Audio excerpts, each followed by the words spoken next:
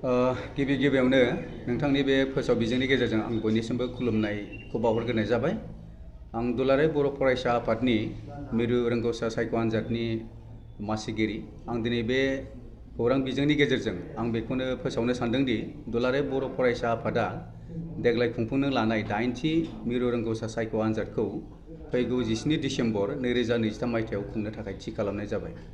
बबेखानि बेखौ फोसावनांगोन दि थांनाय सप्तानैसोनि सिगाङाव मिरु बर' फरायसा आफादनि फेसबुक पेजाव बे खालारखौ 10 डिसेम्बर 2023 होननानै फोसावनाय जादोंमोन।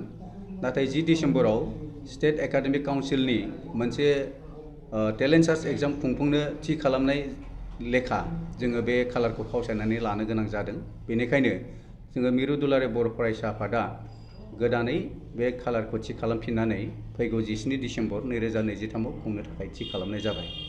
दा बेवहायबो मोनसे बाथ्राखौ फोसावनांगोन जे बे एखे खालारावनो नाथाय उदालगुरि जिल्लायाव 10 थाखोनि फरायसाफोरनि थाखाय प्रि फाइनाल एग्जामा जानो थांगासिनो दङ। उदालगुरि जिल्लानि आनजाद खुंफुं आफादा फैगौ 13 डिसेम्बरनिफ्राय उदालगुरि जिल्लायाव बिथांमोननि 10 थाखोनि मेट्रिक होनो गोनां फरायसाफोरनि थाखाय प्रि फाइनाल एग्जामखौ खुंफुंनो आखायाव लादों। दा बेवहाय बिथांमोननि बे आनजादनि गेजेरावनो जोंनि बे आनजादाबो गोग्लैयो। नाथाय जों बेवहाय मोनसे खाबुखौ नुदों जे बिथांमोना 13निफ्राय लानानै 13, 14, 15 बे मोनथाम सान थांनायनि उनावहाय 16 खालाराव मोनसे बन्द' सान दं आरो जोंनिया 17 खालार सानडेआव जागोन। गतिके सानसेनि बन्द'नि खाबु लानानै जोङो 17आव बेखौ थि खालामनाय जादों। आरो 17नि उनावहाय जुदि लाङोब्ला जोंहा गोबां उसुबिदा दं। मानो होनबा उनावहाय 28 खालारनिफ्राय गासै आसाम नाङैनो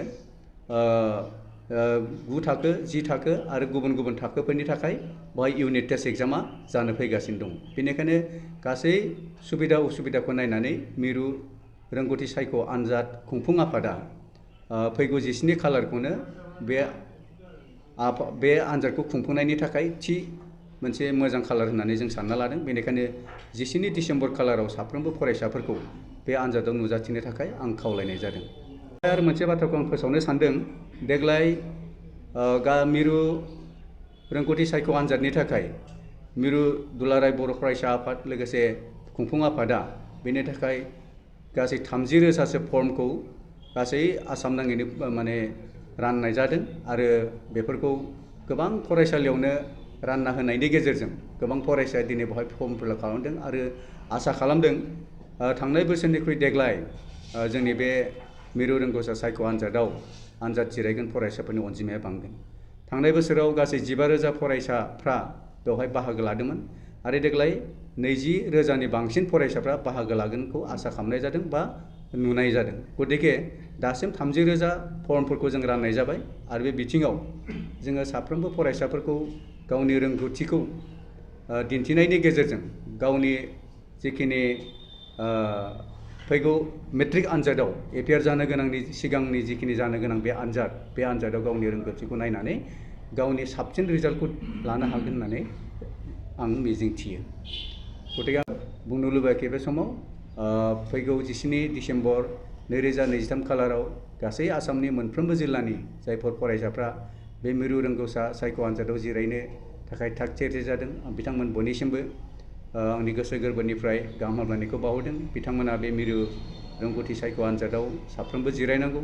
मानो होनबा बे जाबाय साफ्रोमबो फरायसाफोरनि रोंगौथिखौ आनजाद नायनाय मोनसे आनजाद आरो बिनि गेजेरजों जोंहा बेवहाय बान्थाबो होनाय जायो आरो बे बान्थाया बेखौ जोङो दुलाराय बर' फरायसा आफादनि बोसोरारि जथुम्मा खुंनाय समाव जों बिनि बान्थाखौ हैनाय जायो।